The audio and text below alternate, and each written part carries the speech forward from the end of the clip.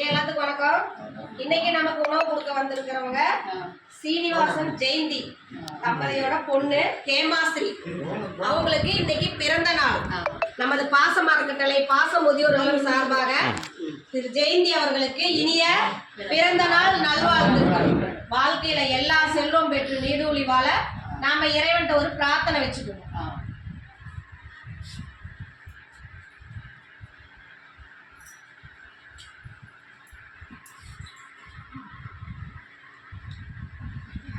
ஜெயந்தி வந்து படிச்சுக்கிட்டு இருக்காங்க.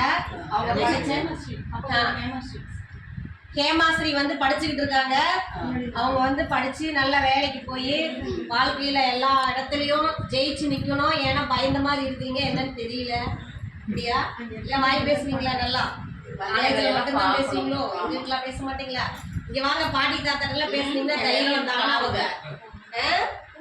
ஓகேவா? ஹேமாவுக்கு பாச மரக்கட்டளை சார்பாக பிறந்தநாள் வாழ்த்துக்களை தெரிவிச்சுக்குவோம்.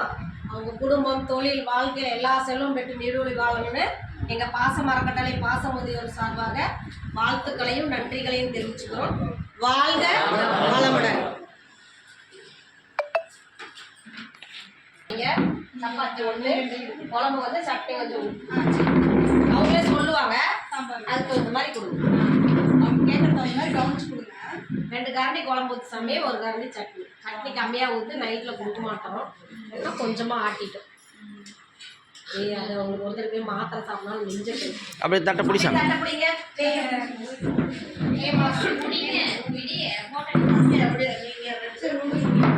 சரி ஓகே.